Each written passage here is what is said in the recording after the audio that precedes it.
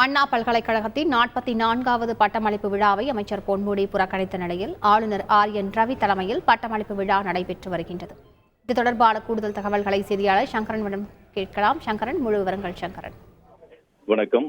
அண்ணா பல்கலைக்கழகத்தின் 44வது பட்டமளிப்பு விழா சென்னை கிண்டியில் இருக்கக்கூடிய பல்கலைக்கழக வளாகத்தில் தற்போது நடைபெற்று வருகிறது.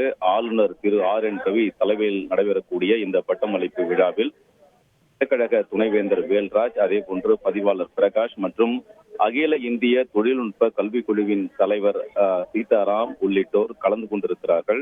இந்த விழாவில் முக்கியமாக பல பல்கலைக்கழகத்தின் இணைவேந்தரும் உயர்கல்வித்துறை அமைச்சருமான திரு பொன்முடி, அதே போன்று துறையுடைய முதன்மை செயலாளர் பிரதீப் யாதவ் உள்ளிட்டோர் இந்த விழாவை புறக்கணித்திருக்கிறார்கள். அவர்கள் பங்கேற்கவில்லை.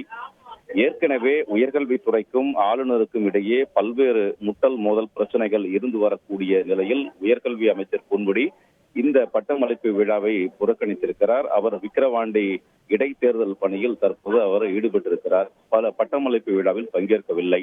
ஏற்கனவே இந்த துணைவேந்தர் நியமனங்களில் உயர்கல்வித்துறை அமைச்சருக்கும் ஆளுநருக்கும் பல்வேறு கருத்து முரண்பாடுகள் நிலவி வந்தன.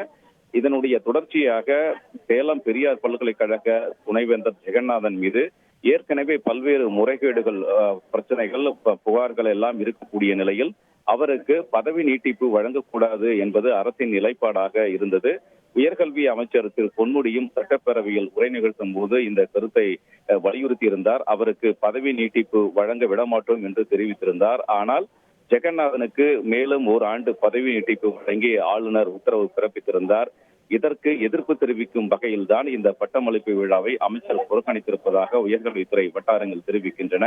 வழக்கமாக இதுபோன்ற பட்டமளிப்பு விழாக்களில் முக்கியமாக உயர்கல்வித்துறை அமைச்சரும் அதே போன்று துறை முதன்மை செயலாளர் உள்ளிட்டோர் பங்கேற்பது வழக்கம். தற்போது முக்கியமான இருவருமே இந்த விழாவில் பங்கேற்கவில்லை என்பது குறிப்பிடத்தக்கது. நேற்றுதான் உயர்கல்வித்துறை செயலாளர் முதன்மை செயலாளர் மாற்றப்பட்டு புதிய செயலாளராக பிரதீப் யாதவ் நியமனம் செய்யப்பட்டார். அவராவது இந்த விழாவில் பங்கேற்பார் என்று அண்ணா பல்கலைக்கழக அதிகாரிகள் எதிர்பார்த்தனர். தற்போது அவரும் இந்த விழாவை புறக்கணித்திருக்கிறார். இந்த விழாவில் கிட்டத்தட்ட 1.5 லட்சம் மாணவர்களுக்கு பட்டங்கள் வழங்கப்படுகின்றன. 932 பேர் PhD என்று சொல்லக்கூடிய முனைவர் பட்டங்களை பெறுகிறார்கள். 19,325 பேர் முதுகலை பட்டங்களை பெறுகின்றனர். 94,699 பேர் இளங்கலை பட்டங்களை பெறுகிறார்கள். 66 பேர் தங்க பதக்கங்களை பெறுகின்றனர்.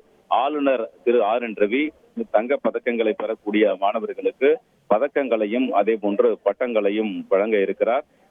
AICTE தலைவர் சீதாராம் சிறப்புரையும் நிகழ்த்த இருக்கிறார். தற்போது இந்த பட்டமளிப்பு விழாவானது அமைச்சர் இல்லாத ஒரு சூழலில் நடைபெற்று வருகிறது. விவரங்களுக்கு நன்றி சங்கரன். செய்திகளை உடனுக்குடன் தெரிந்து கொள்ள உடனே சப்ஸ்கிரைப் பண்ணுங்க.